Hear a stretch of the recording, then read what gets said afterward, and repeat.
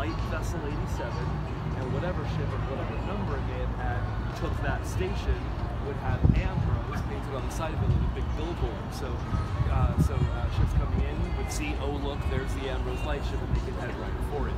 And by the way, in honor of him, they named this the Ambrose Channel. So to this day, we call this the Ambrose Channel. And so you think about that great moment with all these millions of immigrants pouring into New York every single year for year after year. And they pull into New York Harbor, and there's the Statue of Liberty, and everybody has tears streaming down their face. This beautiful moment. But actually, it was seeing the Ambrose light ship, which was the first moment that they were getting close to New York, because they'd been out in the middle of the Atlantic Ocean. It also meant they didn't die on the way over here, no small feat either. But anyway, this was the very first ship to ever take that position at the channel, so it's very important to your history. Anyway, let's go ahead and get on board. So you'll notice she really is kind of rocking and rolling a bit today. Just take your time. I've been on the first one 2 weeks ago. It was rocky. Oh, like yeah. you felt like a little Disney, like I'm so used to it now, but also of course the gangway is moving. Got to be very careful of that. There are railings to hang on to, and if at any moment you feel uncomfortable or upset stomach or anything, that's fine. Let me know. We can bring you back to the pier, but just don't disappear on me. I'll need to know where you're going. All right, let's head on board. Be careful, be careful. You don't want to rock. You don't want to rock.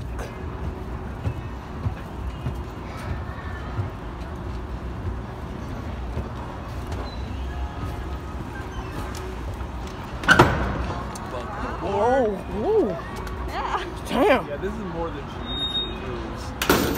All right, let's head to the front here.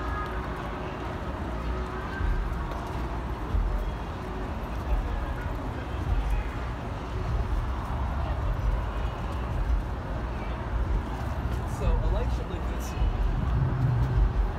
has basically 4 main jobs to do. Most important job of all is stay on station. You gotta stay on that spot, can't go anywhere, no matter what else is going on, doesn't matter. You gotta stay on station. Next, you gotta be seen, you gotta be heard, and to a slightly lesser degree, you kind of want to keep the crew comfortable. This is basically their home, it's where they spend the majority of their time throughout the year, so they do some small things to kind of keep the crew comfortable. But anyway, to stay on station, you're gonna need to have a really good anchor, and we can actually see the angle where we are right now. I mean, that's a guess what it might be. It's actually this right here. Yeah, that's It's called a mushroom angle. And this is only the secondary auxiliary anchor. It's about 2,500 pounds. The main anchor is about twice this size, about 5,000 pounds, mounted on the front of the ship right now.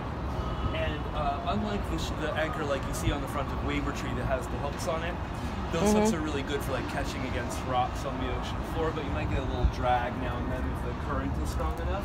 Whereas what this is going to do is going to go down there and fill in with all the sand and mud and silt on the ocean floor and keep you really rooted in one place. So it's slightly more permanent of an anchor, but still can be brought up. Unlike a permanent mooring where you'd use like a giant boulder or a block of cement or something which you could never get back up again. But anyway, so to be seen, you're going to need to have really good lighting, and up at the top of the mast we have the main light, and when the ship was first built, it was actually a kerosene lantern burning flame. So she was electrified before she ever went into service, and she pretty much and because the job that they're doing here is so very, very, very important for the safety of all the ships, there's like backups for everything. So on the second mast back here, you can see the backup light, and that one is actually flashing, and it's a little difficult to see in the daylight, but it is flashing right now. Now, if you're in a heavy dense fog, light's not going to do any good, no one's going to see those, so you're going to need to be heard.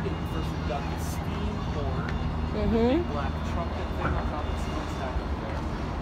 But if you're in a heavy dense fog, and for some reason your steam horn is busted, it's not working properly, then you've got one last backup, and that's the bell. And here you can see United States Lighthouse Establishments, the organization that operates all the lighthouses and light ships all around the country until taken over by the Coast Guard in '39, and 1907, the year the ship was built. So, she went into service in 1908, but like I said, they didn't finish in 1913, but the channel was already in operation. Does anybody have sensitive ears or anything? No. All right, here we go. Come on. And yeah. Ding.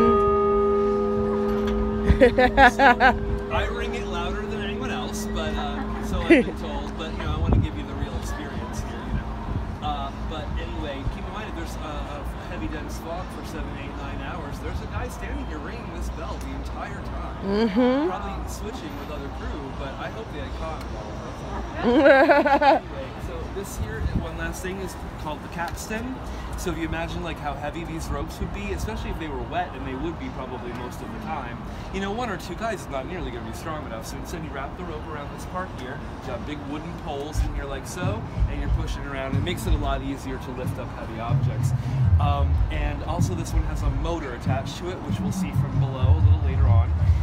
And honestly, they really wouldn't have used this capstan all that often aboard this ship because they just had so many other tools on board to do these different tasks. You can hear them using the one on Wavertree right now, which didn't have any power aboard the ship, it was just sail, so they would have used theirs a lot more.